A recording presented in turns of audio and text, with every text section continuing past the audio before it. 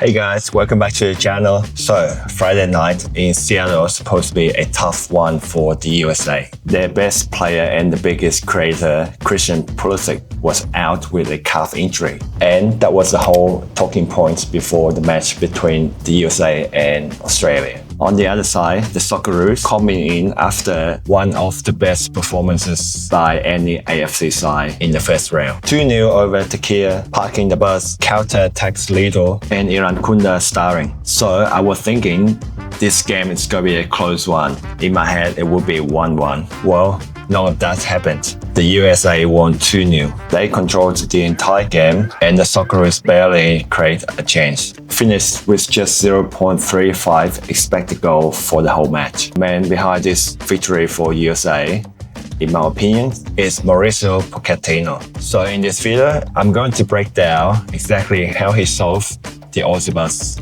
without his best player and what we need to do to advance to the knockout. Let's get into it. The future looks bright. The future looks bright for me.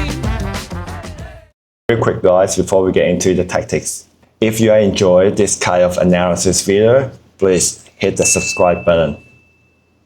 I'm covering all the AFC teams in this World Cup, all the way from group stage to the final. So subscribe and stick around. I would really appreciate it.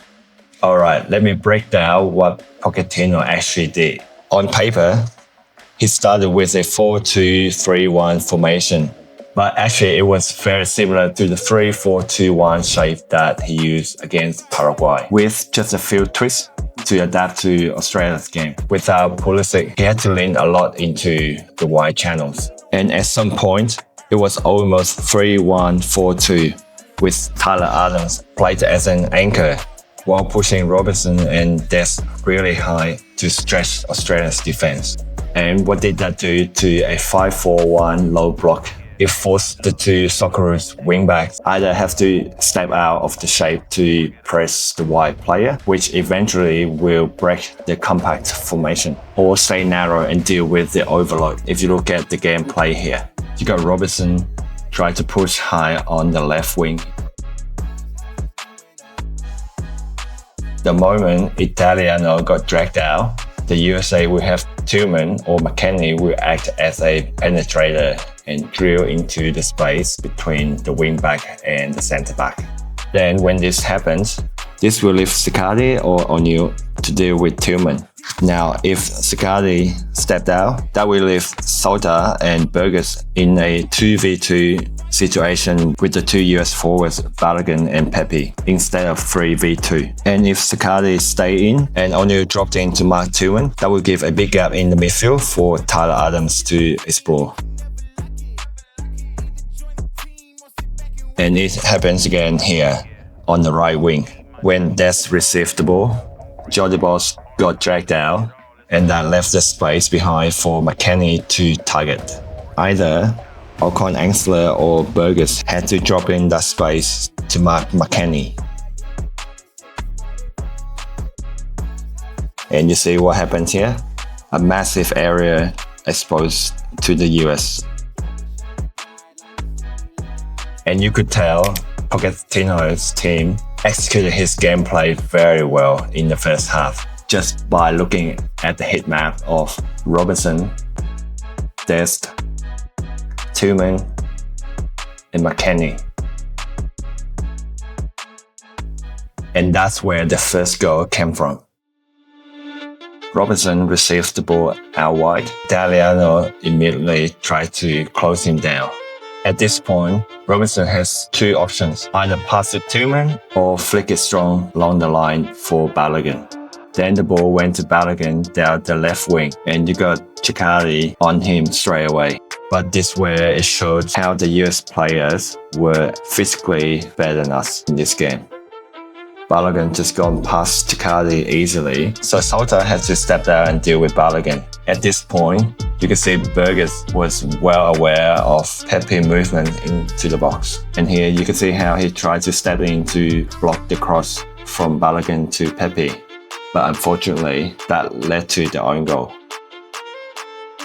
Now, on paper, that was an own goal, but I think the USA got all the credit for it. They created this scenario and the pressure that forced the Socceroos make the mistake. And that was Pochettino's plan working. The second goal, a set piece. Alex Freeman times his run perfectly, gets above his marker, heading just before the halftime. And again, to show the US players was a lot stronger and faster than us in most of the situation. And talk about Alex Freeman, I will come back to him a bit later. After going 2-0 up, the USA managed only one shot in the entire second half.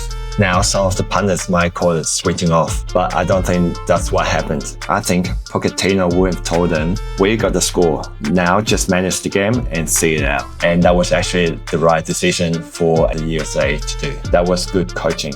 Okay, before I move on, I have to give credit where it's due. Popovic did actually try to change things up. He made his subs push the team a lot more positive in the second half, trying to go and get something out of the game.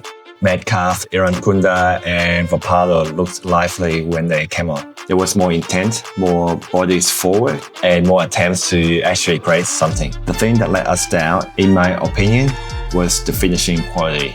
Chances are hard to come by at this level, and when you do finally get them, you have got to take them, or at least test the keeper. Now, Alex Freeman. I have to talk about him because I think he was actually the man of the match. He had 11 defensive contributors, including 4 successful tackles, 5 clearances, and 2 interceptions, including 1 important goal line block in the first half when the USA were only 1-0 up. And he also scored the second goal. So basically, he saved 1 and scored 1. And this is what I think Pochettino got right. He actually picked Freeman based on form, not reputation. Freeman is only 21 years old, and 6 months ago, half of the US fans base probably wouldn't have heard of his name. But Pochettino trusted him and it paid off. Alright, let's talk about where this loss actually leaves us. Because despite this result, the Socceroos are not done yet. Here's where the Group D sits after Round 2. The USA is at the top of the group on 6 points. They are already through and confirmed as Group D winner. Türkiye is at the bottom with 2 losses already eliminated, which is honestly a massive shock when you look at how they were rated before the World Cup. Australia and Paraguay are both sitting on 3 points. So now it comes down to 1 game. Paraguay versus Australia. Final group game. If we win, we will go through as runners-up. If we draw, both teams will finish on 4 points and it will come down to goal difference. Right now, Australia are on 0, Paraguay are on -2. A draw should get us through, but it will be tight.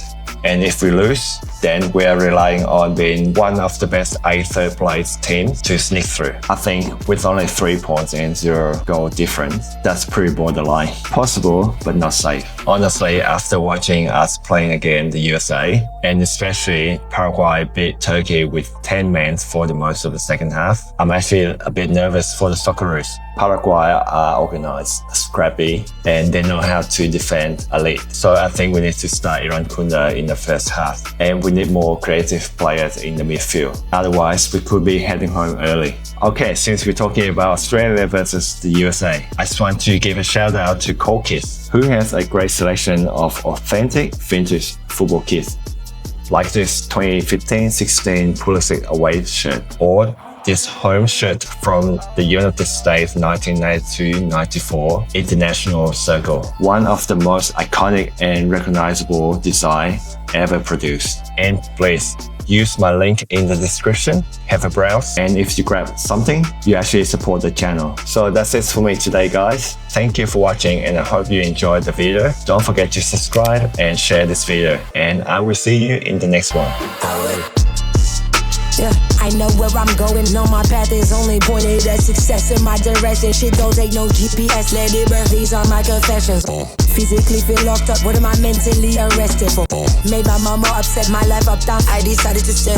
Father, daughter problems, master myself, we left muscle with MA in the yellow, respect my elders, I am Africa. LA, Texas, New York, Brisbane, Cape Town feel like home, only place I belong.